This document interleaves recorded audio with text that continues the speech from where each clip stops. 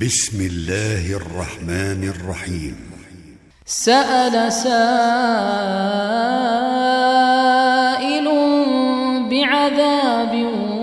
واقع للكافرين ليس له دافع من الله ذي المعارج. تعرج الملائكة والروح إليه في يوم كان مقداره 50,000 سنة فاصبر صبرا جميلا إنهم يرونه بعيدا ونراه قريبا يوم تكون السماء كالمهل وتكون الجبال كالعهن ولا يسأل حميم حميما يبصرونهم يود المجرم لو يفتدي من عذاب يومئذ ببنيه وصاحبته وأخيه وفصيلته التي تؤويه ومن في الأرض جميعا ثم ينجيه كلا إنها لظى نزاعة للشوى تدعو من أدبر وتولى وجمع فأوعى إن الإنسان خلق هلوعا إذا مسه الشر جزوعا وإذا مسه الخير منوعا إلا المصلين الذين هم على صلاتهم دائمون والذين في أموالهم حق معلوم للسائل والمحروم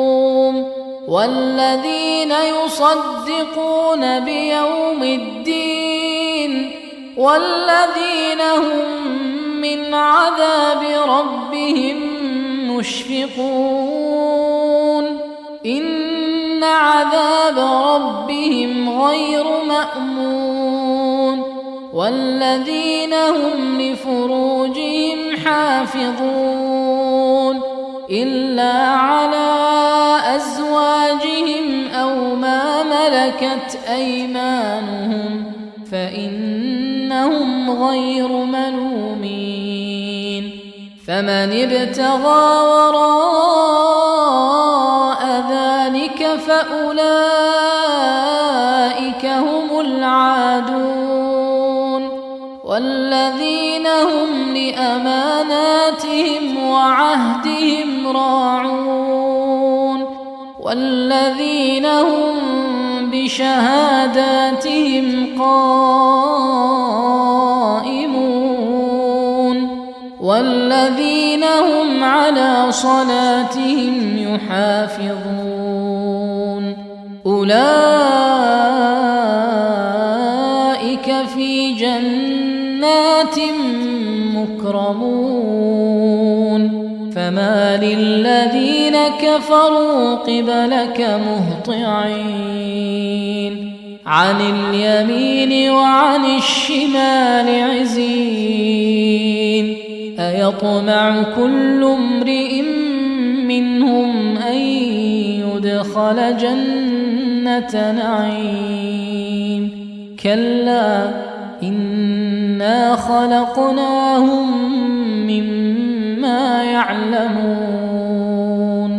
فلا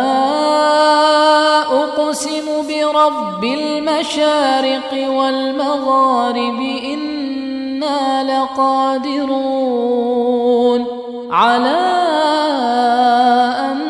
نبدل خيرا منهم وما نحن بمسبوقين فذرهم يخوضوا ويلعبوا حتى حتى يلاقوا يومهم الذي يوعدون